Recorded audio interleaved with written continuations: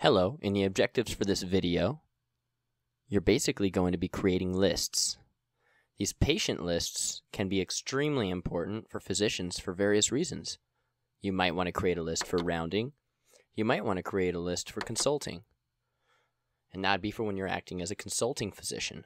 These lists can be important for you because you might be able to identify patients by location and facility.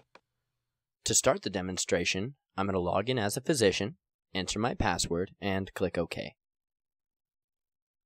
The first screen that pops up is the inbox screen.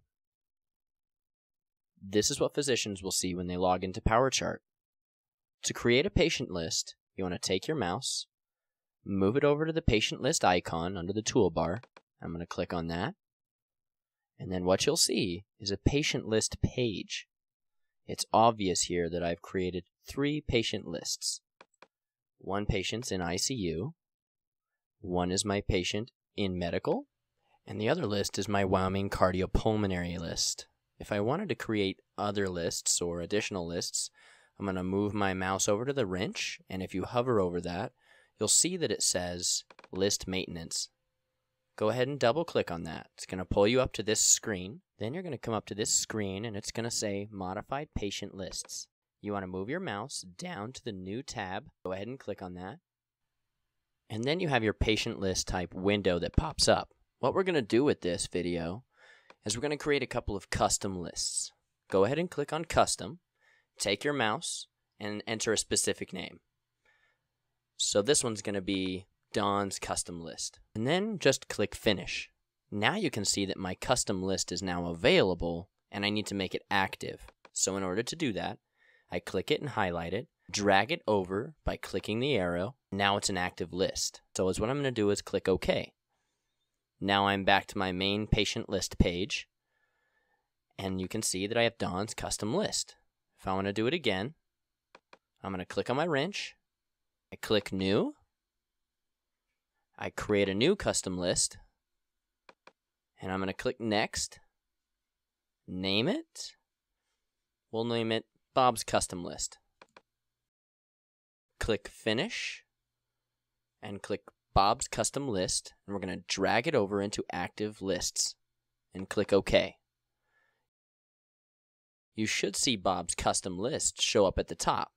So now, when you click on these custom lists, they should be up on the right because you've created your own list. To add patients to this list, there's an icon. Right up on the toolbar, if you hover over it, it says Add a Patient. Click on it, and now you have your patient search screen. It's relatively easy to search for a patient. You can do it by last name or first name.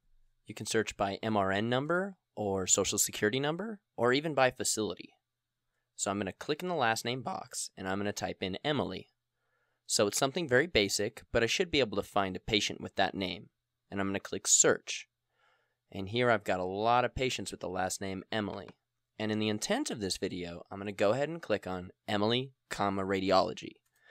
It highlights that patient, and then the other half of that screen you'll see facility options.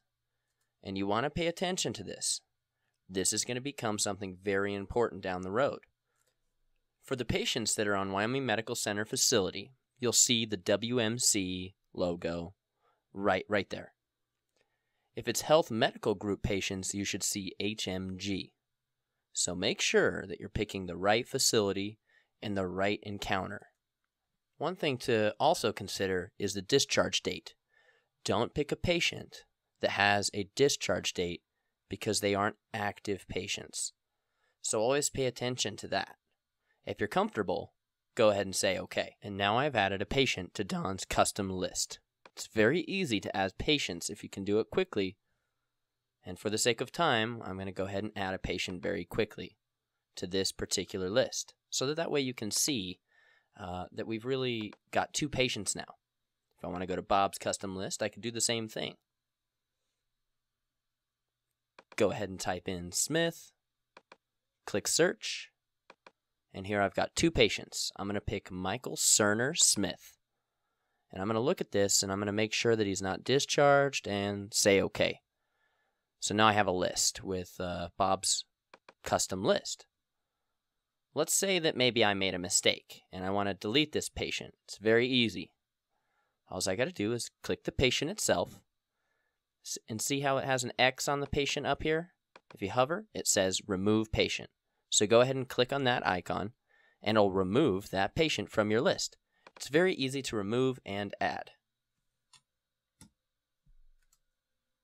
Now, if you want to create another list by location, and when I say location, I mean unit or nursing unit, location care unit, or just a location in the hospital. And the way that I would do that is I would go over here and I'm going to click on the patient list type location.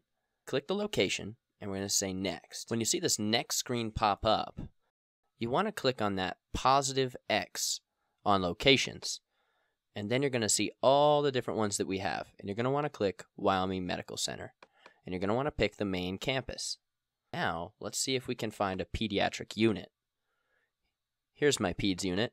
I'm going to go ahead and click on that. Then I'm going to say finish. And now it is in my available list, but I want to make it active. So when I click on it and drag it across, I now have an active pediatric location list. I'm going to go ahead and say OK. Yep, and here I do. I have peds right over here. But when I do this, I want to always be sure to click my refresh bar. Then I'm going to come back and see peds.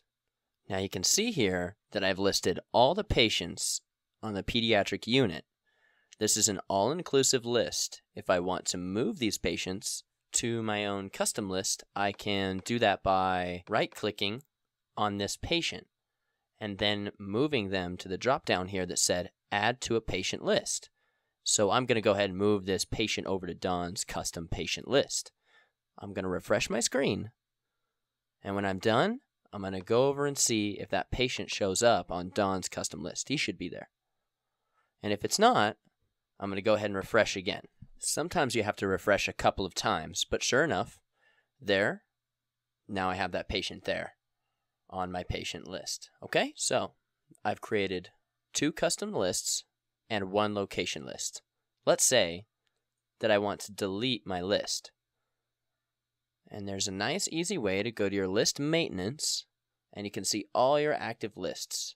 And let's say you want to get rid of Bob's. Just click on Bob's and you drag it across to the available list and you want to right click on this and say delete a patient list.